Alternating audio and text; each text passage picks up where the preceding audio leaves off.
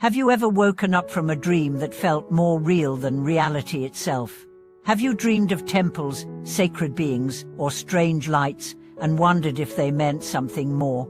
Welcome back to the channel.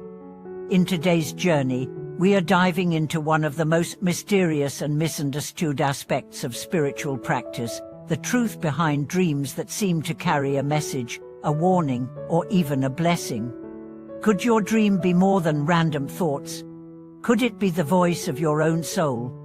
In a world ruled by logic and evidence, dreams are often dismissed as leftover noise, mental debris from a busy day. But for thousands of years, in every spiritual tradition, dreams have been seen as bridges between realms, moments when the barriers of ego dissolve and the deeper self speaks. Let's begin with a story that reveals the power hidden within sleep. A young seeker named Daniel was devoted to his meditation and chanting, but felt stuck. No insights, no peace. Just routine. One night, she had a vivid dream he was walking barefoot through a dark forest. Suddenly, a golden-robed monk appeared and said, "Stop looking outside." Then Daniel woke up. He shrugged it off at first. But over the next few days, the words echoed in his mind, "Stop looking outside."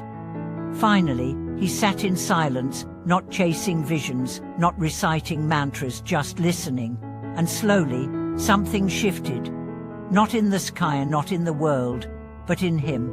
For the first time, he felt his practice not as a task, but as a return.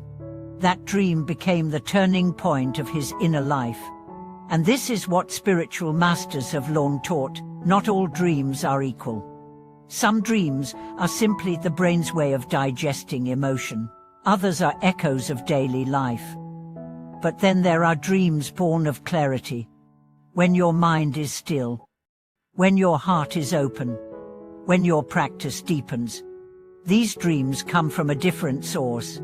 They may show temples, celestial beings, ancient scriptures, or symbolic acts like bathing in light or flying over mountains. These aren't fantasies. They're reflections of your consciousness, mirrors held up by the Dharma. But how do you know when a dream is just noise and when it's a message? There are signs. A spiritual dream feels clear, not chaotic. It leaves you calm, not confused. It brings insight, not anxiety. And most importantly, it stays with you. Like a soft whisper that keeps repeating, "Pay attention." Let's examine a real story. A woman named Sophia practiced mindfulness quietly at home. She had no teacher, no temple. But she kept a journal and meditated daily. One night, she dreamed of walking into a giant hall filled with light. A monk handed her a bowl of water. When she drank it, she saw herself meditating and smiling. The next morning, she felt something had shifted. Her breath felt deeper, her fears felt smaller. Her smile came more naturally. She didn't tell anyone. She didn't try to analyze it. She just honored it. And from that day on, her practice became effortless. That's the mark of a dream rooted in inner alignment. It doesn't pull you outward. It pulls you inward. Now it's asked the bigger question: why do these dreams come? Because sometimes, in waking life, the noise is too loud. Our minds are too full. Our eyes are too distracted.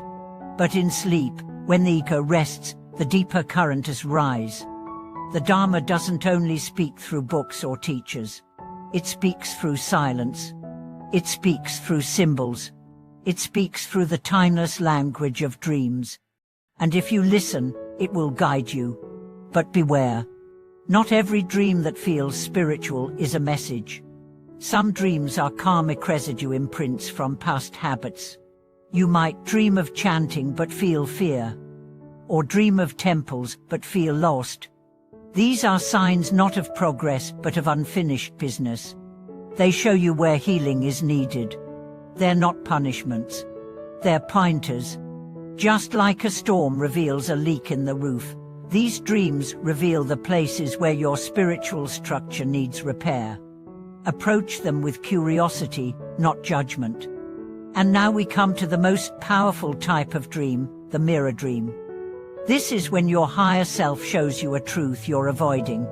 It might appear as a loved one speaking wisdom, or a stranger guiding you through a storm, or even an animal showing you the way. In ancient texts, dreams of lions, elephants, or eagles were seen as signs of courage, strength, or transcendence. But the symbols are secondary. What matters is how you feel when you wake. Are you clearer, calmer, more awake? Then the dream has done its work. The Buddhist teacher once said, "A dream that brings you back to practice is more sacred than 1,000 sermons." And that's the real gift. Not the visions, but the return to your path. Let's talk about one more aspect. What if you never have dreams like this? Does that mean you're not progressing? Not at all. Dreams are one path among many. Some people see, others feel, others hear, and some simply become quieter, more compassionate, more alive. There's no competition in awakening, only honesty. But if dreams do come, don't chase them. Receive them. Write them down. Reflect on them. But don't cling. Because even sacred dreams are clouds passing through the sky of mind. The sky itself is what matters. The sky is your awareness. That's where the real treasure lives. Thank you for watching this video. If you've ever had a dream that felt more like a teaching than a fantasy, you're not alone. These moments are reminders that our inner life is rich, vast, and deeply connected to truth. Like, subscribe, and share your dream experiences in the comments. Let's learn from one another and honor the unseen wisdom that whispers when the world is asleep.